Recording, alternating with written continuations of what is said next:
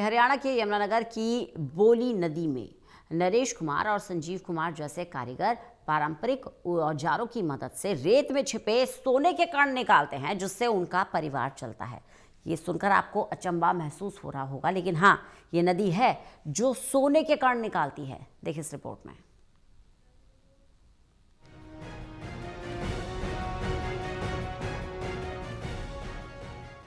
हरियाणा के यमुनानगर की बोली नदी इन दिनों मानो सोना उगल रही है। बोली नदी के किनारे सुबह से ही कारीगरों की हलचल शुरू हो जाती है। जैसे ही नदी का जलस्तर कम होता है, कारीगर अपने पारंपरिक औजारों के साथ नदी में उतरकर रेत और मिट्टी को खंगालना शुरू कर देते हैं। इन कारीगरों का काम बेहद मेहनत भरा होता है। नदी की रेत को पहले इकट्ठा किया जाता है, फिर उसे पानी से धोकर छाना जाता है।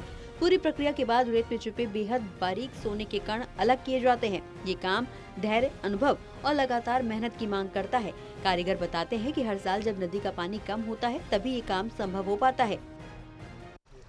अरे सोना तो उन्हें काम करा भाई, ऐसा है कि 500-400 रुपए की दिहाड़ी पड़ जा, हमारा खानदानी काम है, बस इससे हमारा रोजगार चल रहा है। भाई मेरी 55 साल की उम्र रहेगी, मैं 35 साल तो महीने के काम कर दिया।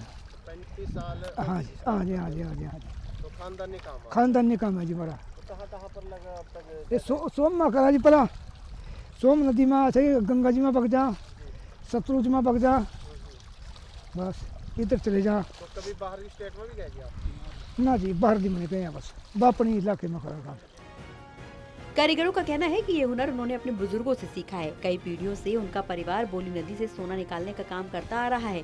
पहले ये काम ज्यादा लाभकारी हुआ करता था, लेकिन समय के साथ सोने के कण कम होते जा रहे हैं। बावजूद इसके कारीगर आज भी इसी पर निर्भर हैं। नदी से निकाले गए सोने के कणों को कारीगर रोजाना स्थानीय सुनारों के पास बेचते हैं। इसी कमाई से उनके परिवार का पालन पोषण होता है। बच्चों की पढ़ाई, घर का खर्च और रोजमर्रा की जरूरतें इसी मेहनत से पूरी की जाती हैं। कई बार पूरे दिन की मेहनत के बाद सिर्फ कुछ ही कण सोना हाथ लगता है, लेकिन फिर भी ये उनकी आजीविका का एकमात्र साधन है।